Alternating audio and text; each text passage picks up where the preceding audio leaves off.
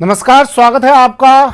मैं हूं आपके साथ सुमित गुप्ता। आप देख रहे हैं दोपहर की 2 कोविशील्ड वैक्सीन की दूसरी डोज लेने के समय अंतराल में केंद्र ने कुछ बदलाव किया है। समय अंतराल को बढ़ाया गया है।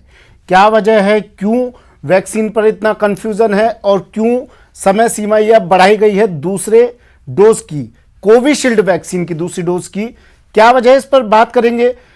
अंतराल में केंद्र सरकार ने क्यों बदलाव किया है? अब कोविशील्ड की दोनों डोज के बीच ये गैप 4 से 6 हफ्ते के बजाय 4 से 8 हफ्ते का रखने के लिए कहा गया है। केंद्र ने कहा कि 2 खुराकों के बीच बदले समय अंतराल का फैसला सिर्फ कोविशील्ड टीके पर लागू है, कोवैक्सीन पर नहीं। सवाल उठता है, ऐसा क्यों किया गया? इसी मुद्दे पर बहस करेंगे, चर्चा करेंगे। दोपहर की 2 में हमारे साथ कुछ एक्सपर्ट भी होंगे और उनसे जानेंगे हर एक शंका का जवाब।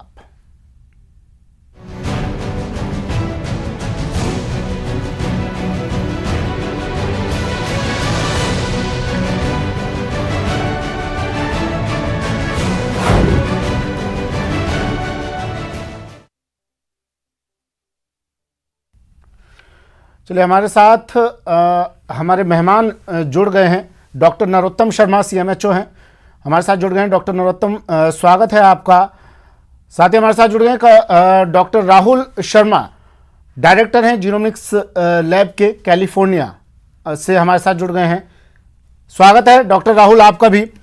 सबसे पहले डॉक्टर नरोत्तम, मैं आपके पास आ रहा हूं सर। क्या कंफ्यूजन है सर? ये थोड़ा आप ये भ्रम, ये कंफ्यूजन, ये शंका दूर करने की कोशिश कीजिए। क्यों बार बार ये बदलाव किए जा रहे हैं?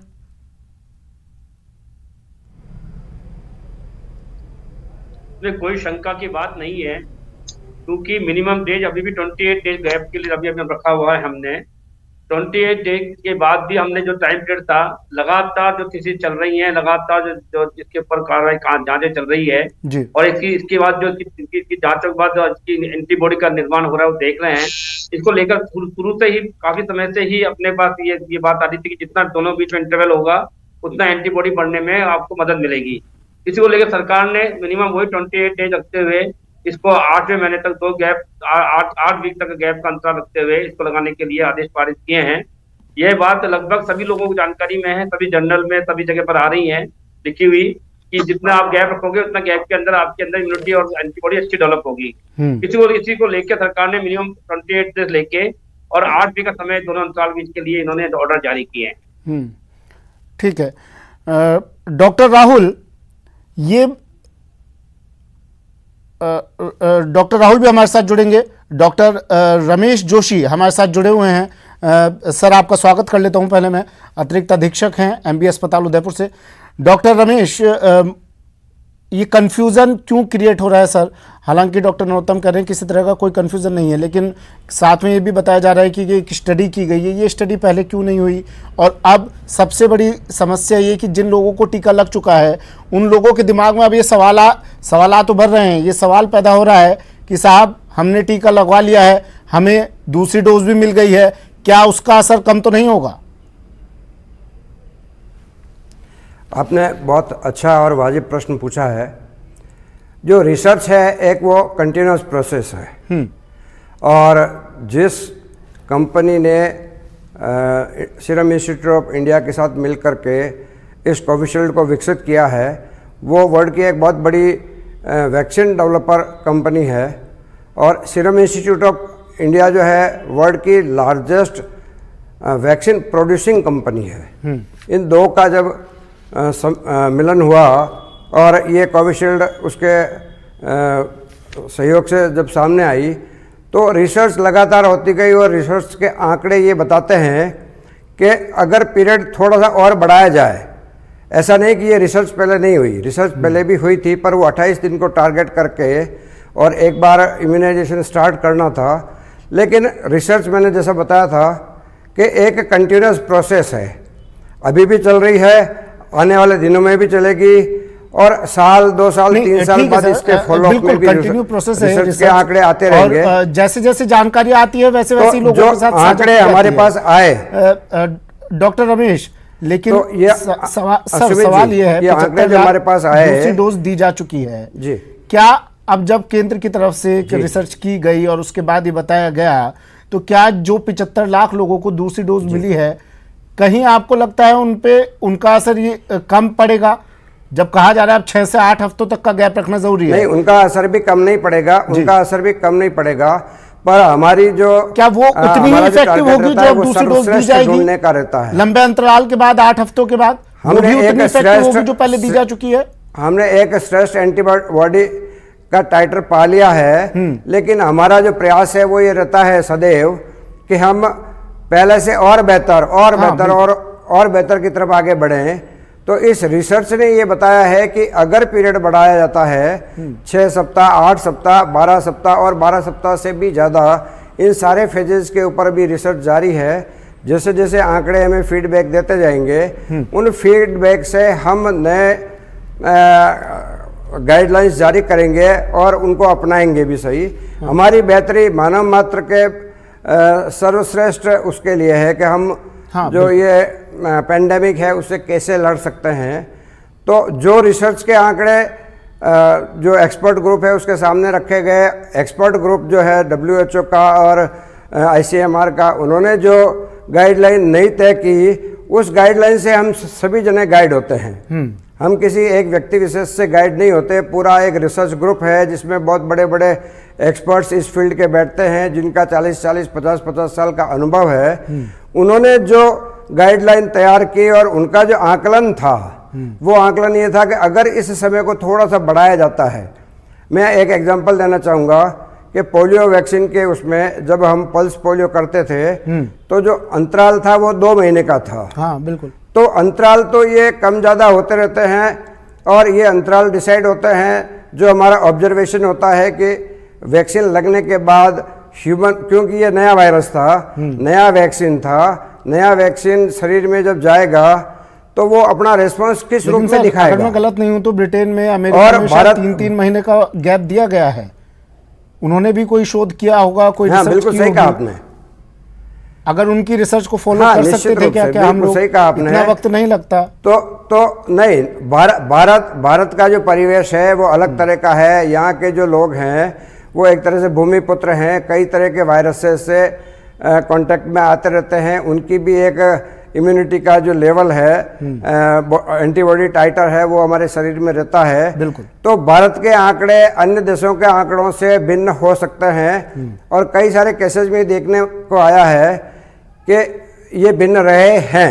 ठीक है। हमें जो हमारी जो पॉपुलेशन है अबव 45 और अबव 60 और फ्रंट लाइन वॉरियर्स और जो कोरोना वॉरियर्स है, उनके बेहतरी के लिए काम करना है, तो हमारे आंकड़े ही हमारे लिए सर्वश्रेष्ठ रहेंगे। हम दूसरों को ऑब्जर्व तो कर सकते हैं, लेकिन ये आवश्यक नहीं है कि उनको 100% फॉलो ही किया जाए। ठीक है।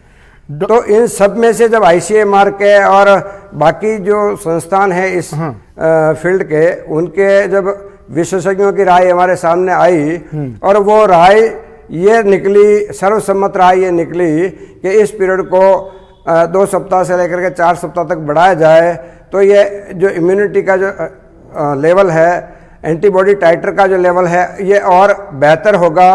और बेहतरी के लिए ही सुमित जी, आप भी और हम भी, आज आपका जो कार्यक्रम है कि लोगों की शंका का निवारण करना है, तो हम सभी लोग मिलकर के केवल बेहतरी के लिए ही कार्य कर रहे हैं। डॉक्टर नरोत्तम, कार्य अनवरत जारी रहेगा। कोविशील्ड वैक्सीन की जो समय सीमा है, जो ये ड्यूरेशन है, उसमें थोड़ा बदलाव किया गया है, कोवैक्सीन में नहीं। क्या इसका कारण ये माना जाए कोवैक्सीन भारत में तैयार हो रही है और वो इसी अनुसार तैयार की गई है, लोगों को देखते हुए, यहाँ के परिप्रेक्ष्य को देखते हुए, यहाँ के वातावरण को, यहाँ के माहौल को देखते हुए? क्या इसलिए कोवैक्सीन में कोई बदलाव नहीं किया गया? कोवैक्सीन की डोज में कोई बदलाव नहीं किया गया?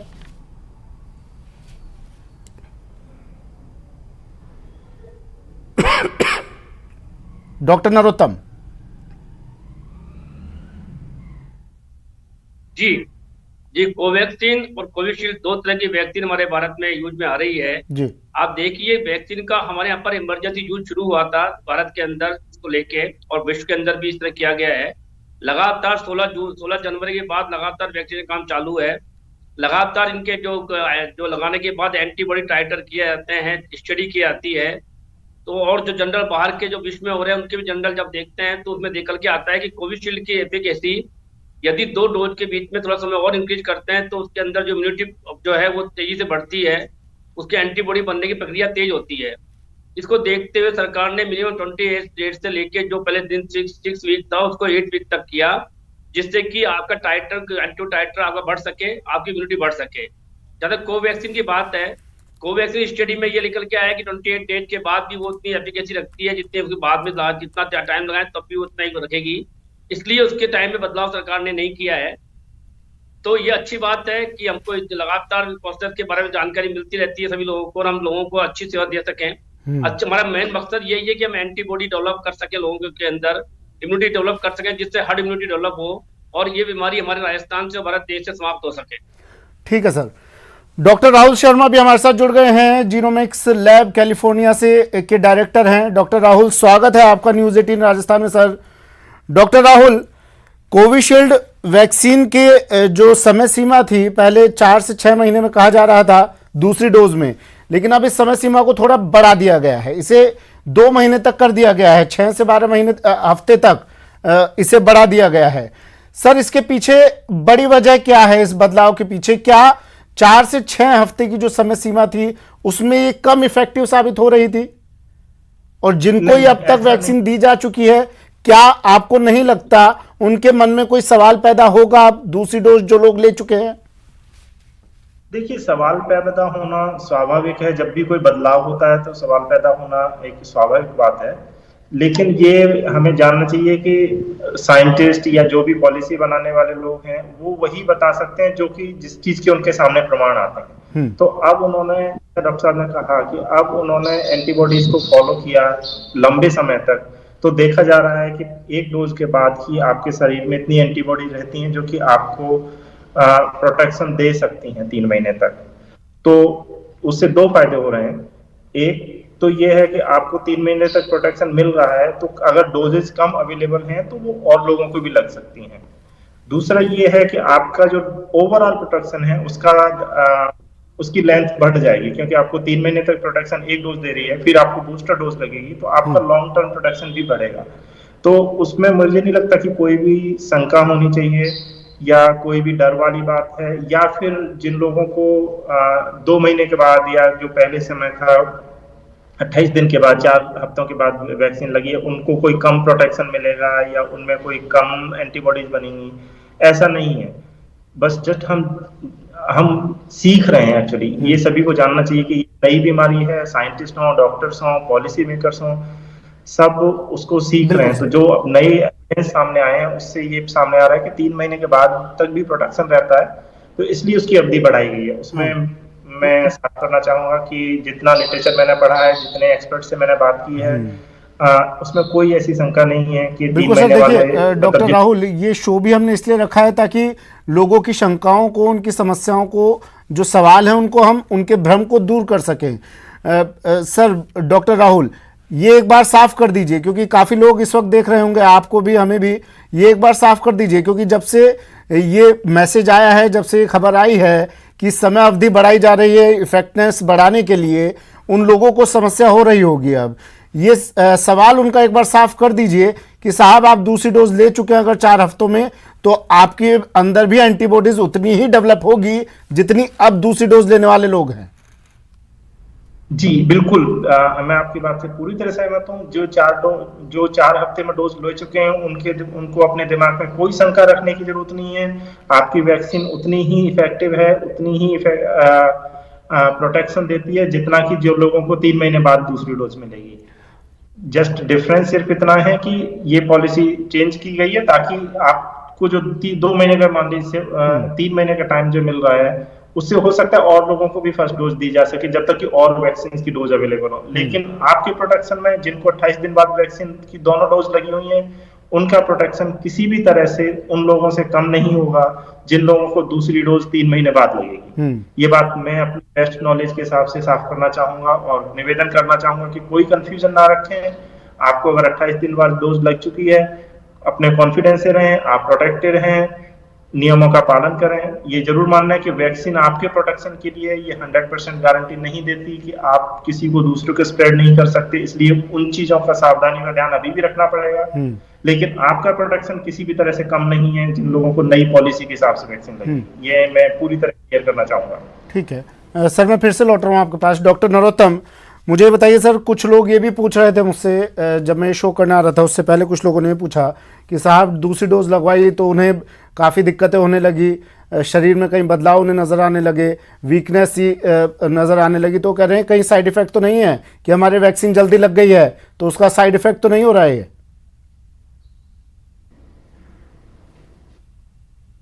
जी नहीं, यह बात शुरू से सबको, जहां भी हम वैक्सीनेशन सेंटर लगा रहे हैं, जयपुर में आज तारीख में 300 वैक्सीन सेंटर काम कर रहे हैं और पूरे राजस्थान में काफी हजारों संख्या में हमारे वैक्सीन सेंटर काम कर रहे हैं। हर जगह पहले जो भी उपभोक्ता आता है जिसको जो वैक्सीन लगानी है उसे बताया जाता है कि इसके माइनर साइड इफेक्ट हो सकते हैं, जिसके अंदर जहाँ इंजेक्शन लगा रहे हैं वहां पर आपका दर्द होना, एलर्जी होना, बुखार आना, हाथ पैर टूटना, जी मिचलाना, सिर दर्द होना। ये स्वाभाविक प्रक्रिया है जो हर वैक्सीन के साथ जुड़ी होती है। कोई वैक्सीन यदि हम इंजेक्ट करते हैं शरीर में तो उसके लोकल इफेक्ट होते हैं जो कि 1 से लेकर 2 या 3 दिन तक रह सकते हैं। यह बात सभी लोगों को बताई जाती है वैक्सीन शुरू करने से पहले। तो ऐसी कोई बात नहीं है कि वैक्सीन दूसरी डोज लगवाने या पहले डोज लगवाने के बाद उनमें कोई यदि बुखार आता है तो कोई चिंता की कोई बात है। डॉक्टर रमेश, देखिए रिसर्च में यह भी पता चला है 4 से 6 हफ्ते में दी जाने वाली पहली वैक्सीन और दूसरी डोज के बीच प्रतिरोधक क्षमता 50% ही बन पा रही थी, जो अब बढ़कर शायद 70 से 80% हो जाएगी। तो इसका कोई इफेक्ट पड़ेगा सर जो लगवा चुके हैं वैक्सीन? देखिए, इसका इफेक्ट इसलिए नहीं पड़ेगा कि अगर 50% उन पे कोई असर नहीं पड़ेगा जी।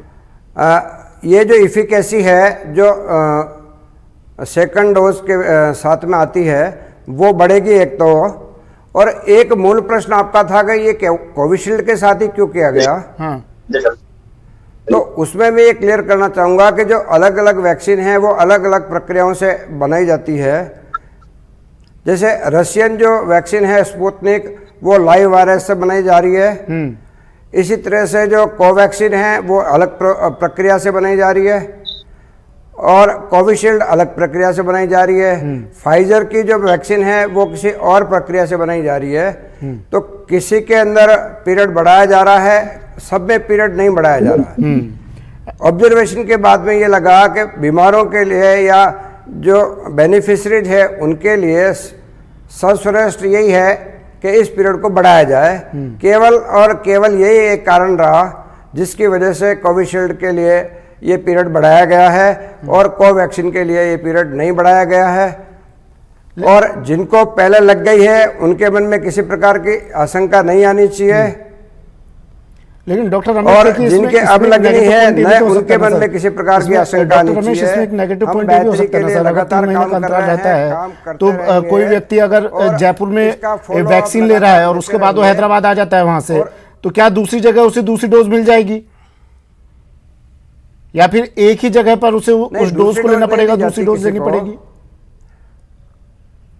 डोज तो वही दी जाएगी उसको, तभी उसका पूरा लाभ है। नहीं, डोज वो दी जाएगी, ठीक है, मैं समझ रहा हूँ सर। किसी को कोविशील्ड की एक डोज अगर कोई व्यक्ति जयपुर में लेता है और दूसरी डोज वो जयपुर से बाहर चला जाता है, सपोज हैदराबाद पहुंच जाता है, तो क्या दूसरी डोज वो हैदराबाद में ले सकता है सर?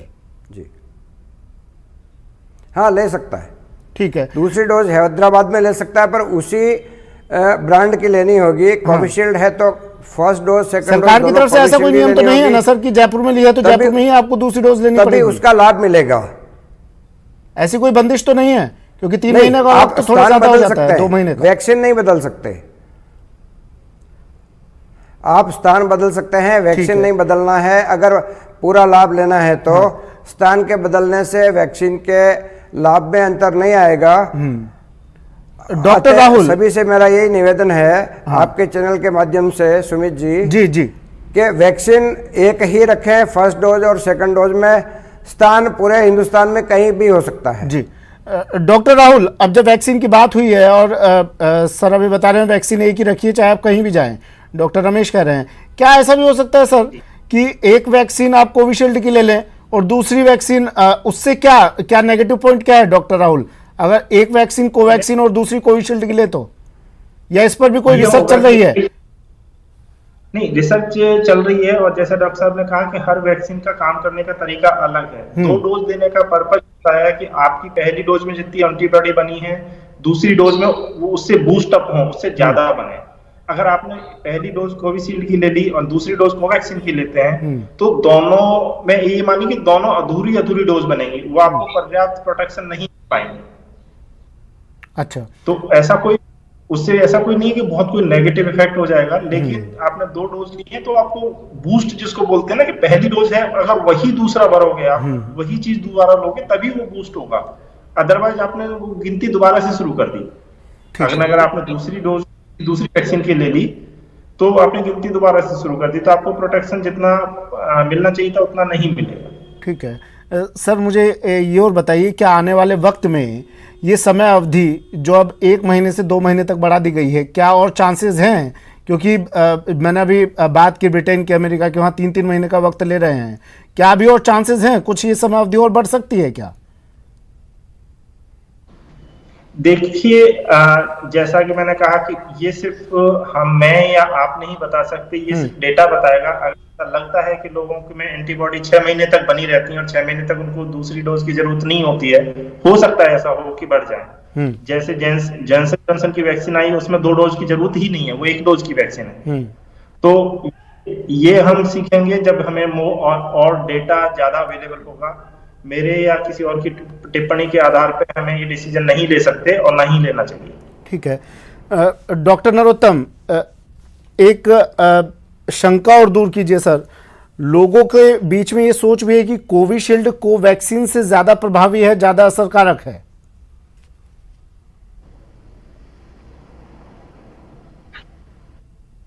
ऐसा नहीं है, दोनों वैक्सीन का अपना अलग तरीका है काम करने का, पर दोनों वैक्सीन का जो असर है लोगों का समान है। कोविशील्ड चूंकि भारत में डेवलप होती है, कोविशील्ड एस्ट्राजेनेका द्वारा डेवलप की जा रही है। दोनों वैक्सीन का उपयोग पूरे भारत में किया जा रहा है और अन्य देशों में किया जा रहा है। दोनों वैक्सीन से वही एंटीबॉडी डेवलप होती है शरीर में रोग के प्रति। दोनों वैक्सीन एक जगह काम करती है, इम्यून सिस्टम बढ़ाती है। बस उनका समय का, जैसे आप कोविशील्ड का आपने बताया, कोवैक्सीन का टाइम पीरियड का अंतर है। कुछ जगह इसका ये अंतर हो सकता है, किसी को 28 दिन से 8 वीक तक का इंतजार करना पड़े, 2 महीने का। किसी को 28 दिन बाद ही वो अपन बूस्टर डोज लगा के उसकी वैक्सीन मात्रा एंटीबॉडी बढ़ा सकते हैं। तो दोनों काम एक जैसा है, दोनों से एंटीबॉडी डेवलप होती है, दोनों से इम्यूनिटी डेवलप होती है, दोनों का एक तरह का काम शरीर पर असर पड़ता है। ठीक है डॉक्टर राहुल, आखिरी सवाल, क्लोजिंग कमेंट आपसे ले रहा हूं सर मैं, और जिस सवाल को लेकर हमने ये शो ऑर्गेनाइज किया है, लोगों का भ्रम दूर करने के लिए, शंका दूर करने के लिए, उसी सवाल से आपके पास आ रहा हूं, क्लोजिंग कमेंट ले रहा हूं सर।